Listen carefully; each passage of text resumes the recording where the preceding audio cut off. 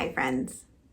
I was thinking a little bit today about how we are able to some extent, control the experiences, to control the kind of day that we have just by choosing our outlook, our responses to things that happen to us.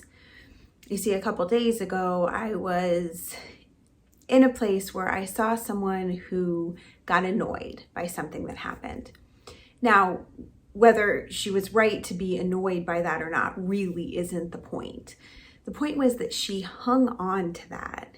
She was annoyed, thought what happened was not right. It irritated her. It was a minor thing, I will say that.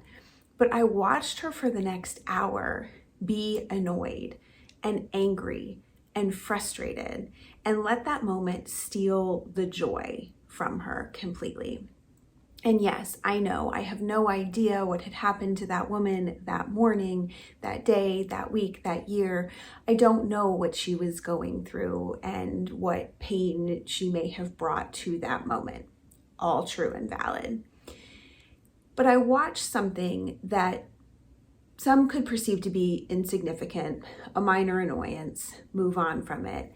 And she didn't. She just held on to that bitterness.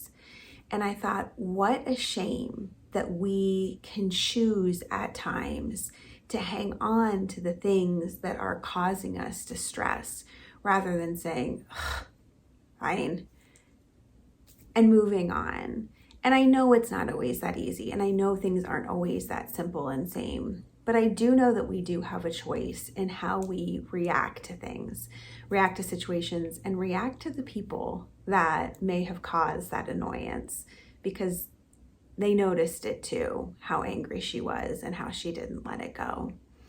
So I was just thinking maybe this week we think about approaching our day with joy and that we expect that things will be well in our day, that we expect that the interactions with the people that we meet will be joy-filled and good, that we take the time to not be anxious about getting to the next, but to be truly present in those moments with the people around us.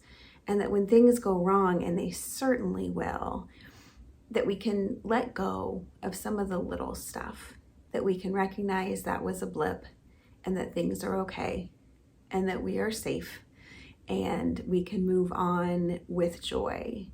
Because when we keep that bitterness and hang on to that with both hands so tight, not only does it impact our heart and our joy and the way that we are living our life in that day, in that moment and beyond, but it also impacts those around us. And so thinking about how we can choose to bring more joy and light and love into the world.